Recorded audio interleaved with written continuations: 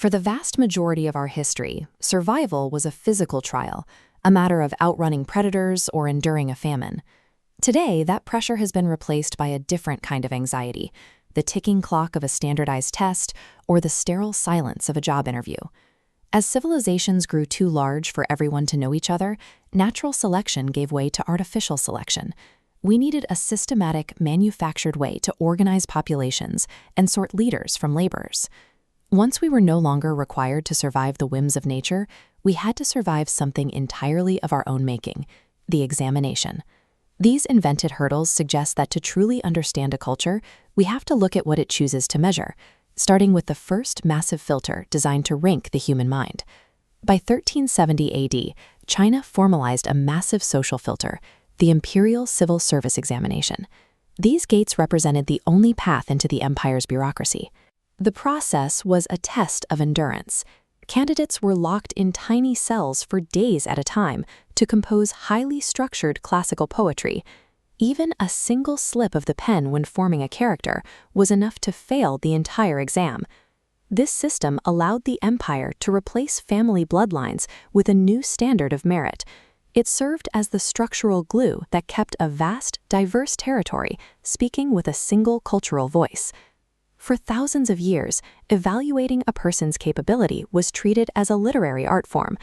But the rapid rise of the industrial world required something more clinical, a completely quantifiable science of the mind. By the 19th century, factories were standardizing everything from steel to textiles. Scientists wanted to apply that same industrial logic to people, seeking a way to physically weigh and catalog human intelligence. One of the most famous attempts was phrenology. It was a pseudo-scientific practice that claimed a person's character and talents could be read simply by measuring the specific bumps on their skull. In 1884, the statistician Francis Galton took this obsession with measurement further.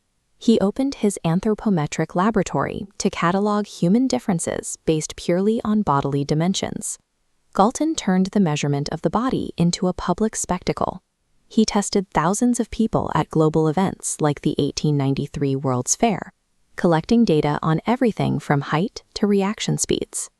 Measuring physical features ultimately failed to provide a window into the mind. However, these experiments established a data-driven framework that would soon transform how we judge one another. In the early 20th century, testing moved away from the body and toward abstract psychological metrics. Researchers introduced the idea of mental age and general intelligence, trying to boil a human's potential down to a single score. World War I forced these ideas into mass production. The U.S. Army needed to sort millions of recruits instantly, leading to the creation of the alpha and beta tests, the first large-scale psychological screens used to assign military roles. This era also saw the invention of nonverbal tests to handle the massive influx of immigrants at Ellis Island. Psychologists used wooden puzzles and symbol matching games to gauge the aptitude of people who didn't yet speak English. This culture of screening quickly hit the private sector. Frustrated by the quality of his new hires, Thomas Edison designed a 146-question exam in 1921 to filter his workforce. Edison's rigid, factual questionnaire eventually evolved into the more conversational, open-ended job interviews that have become a standard part of modern life. Today, evaluation has expanded into lifelong performance management. We use continuous scoring and 360-degree feedback to ensure that even after someone is hired, their value is constantly being measured. We had successfully built a global, lifelong sorting machine for the human brain. But this system was about to be applied to a subject that didn't have a brain at all. In 1950, while the corporate world was refining its metrics for people, Alan Turing asked a question that would change the target of our tests. Can machines think? Turing proposed the imitation game. If a computer conversed well enough to trick a judge into believing it was human, it demonstrated intelligence. To achieve this, he imagined a child learning machine shaped by rewards and punishments. Turing reoriented our assessments. Instead of sorting humans to fit into a machine-like hierarchy, we began designing tests to determine if a machine could mimic the human mind.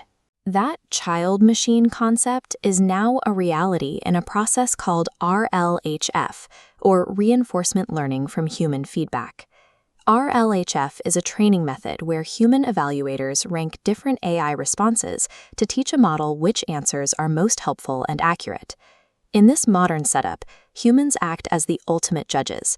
We are constantly grading and filtering algorithmic outputs to coach these systems into adopting human reasoning and values. It is a striking reversal of history.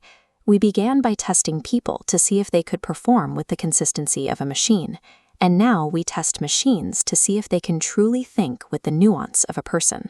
This inversion of testing defines our current era. The rigorous filters we once used to select human elites have become the primary tools for sculpting the behavior of our machines.